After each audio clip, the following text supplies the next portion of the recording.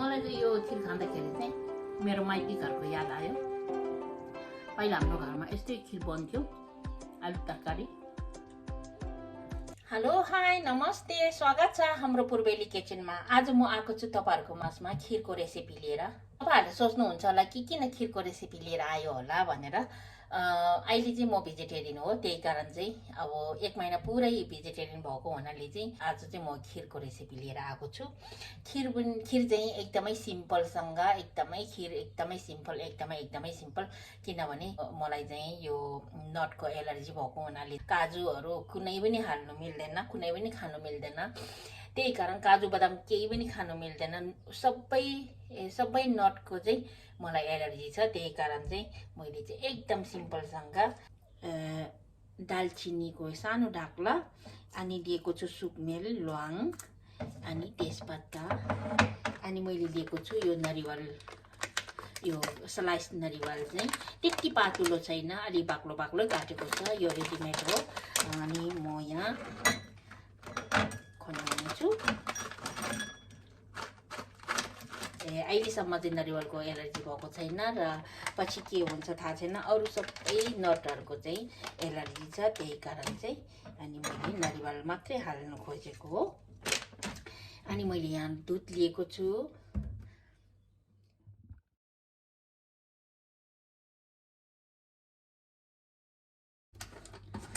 अब फर्स्टमा त हाम्रो दुधलाई पकाउँ।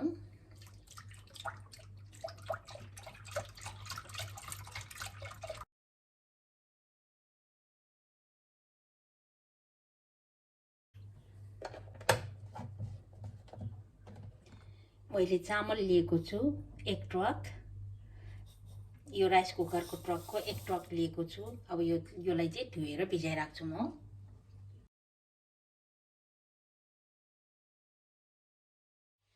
मैले यहाँ चामल रेडी पारेको छु। 1 ट्रक चामल धुएर रेडी पारेको छु र अनि यहाँ कोकोनट स्लाइसलाई पनि रेडी पारेको छु। अनि यहाँ तेजपत्ता एउटा पत्ता लिएको छु। अनि यहाँ दालचिनी एउटा सानो स्टिक लिएको छु।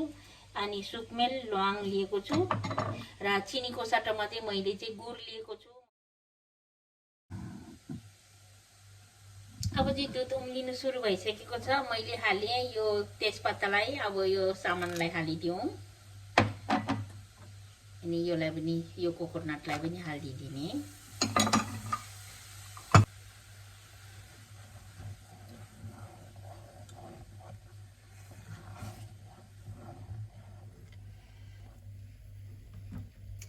अब यो भिजाएको चामललाई पनि हालिदिने माथिबाट।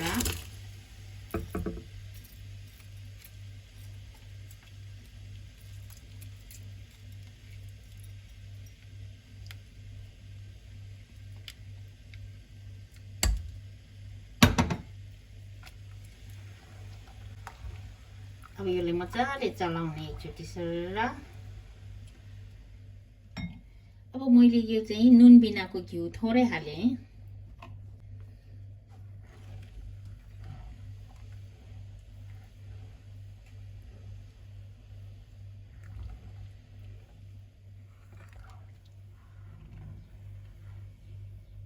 अब मजाले उम्लिनु दिने, योलाई मजाले पाक्नु दिने बिस्तारै सानो आँचमा।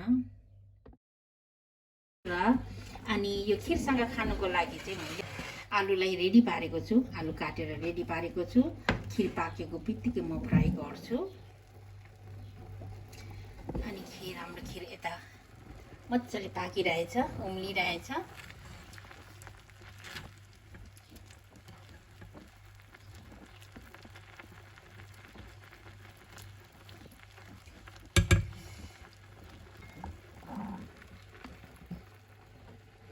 अब यो गुडलाई पनि हालिदिउँ है त।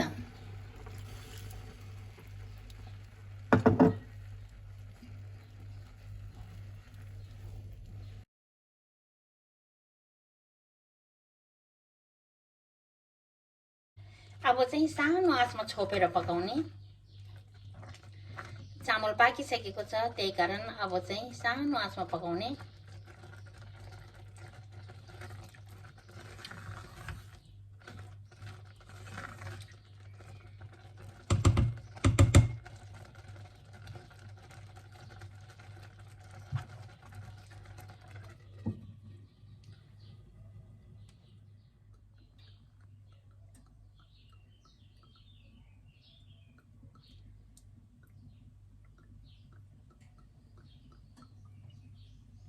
तेल हालेँ मैले खिरलाई चाहिँ यहाँ सानो चुलोमा चाहिँ सारेको छु। एकदमै सानो आँचमा बिर्को लगाएर चाहिँ पाक्नु दिँदैछु। आज यो आलु तरकारी चाहिँ जिरा मात्रै फ्राई गरेर चाहिँ जिरामा मात्रै जिरा आलु बनाउने हो। खिरसँग खानुको लागि चाहिँ यो जिरा आलु नै बेस्ट हुन्छ। अरू अदुवा लसुन प्याज हालेको भन्दा पनि जिरा आलु नै मिठो हुन्छ। म चाहिँ जिरा पड्काउने छु। अब जिरा मात्रै पड्काएर आलु तरकारी बनाएर खानुहोस् त एकदमै मिठो हुन्छ है। तपाईहरुले पनि ट्राई गर्नुहोला। बेसारलाई थोरै झानिदिने।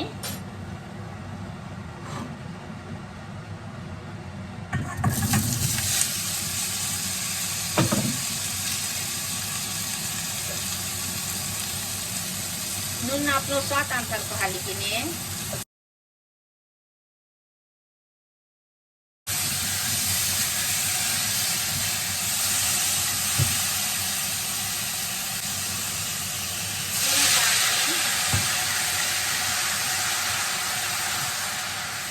त्यो सँगसँगै चिनी पाउडरलाई पनि हालिदिने।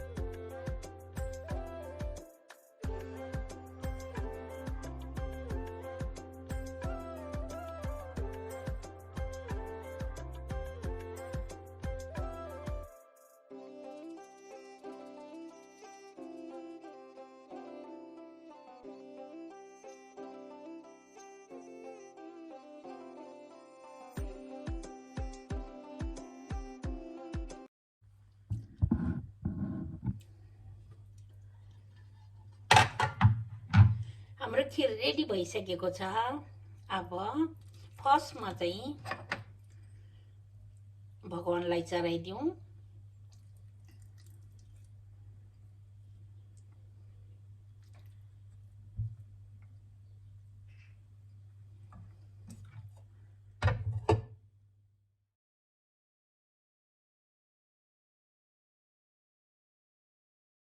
मलाई चाहिँ खिर चाहिँ यसरी चोइली बसेको नै मन पर्छ।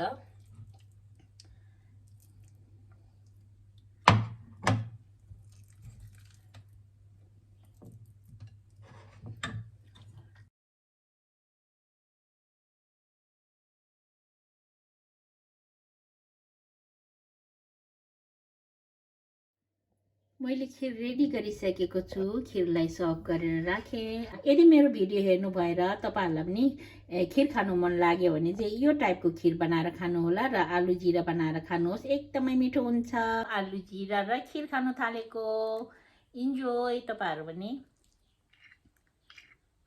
फर्स्ट बाइट तपाईहरुलाई।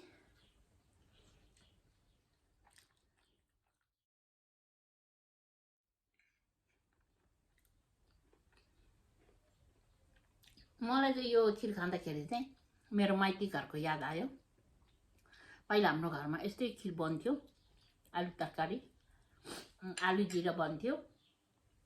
अनि खिर यस्तै चोइली टाइपको खिर बन्थ्यो। दुना भैँसीको दुधले चाहिँ खिर बन्थ्यो। ठुलो परिवारमा ठुलो तामाको कुँरेमा चाहिँ खिर बनाउनु हुन्थ्यो।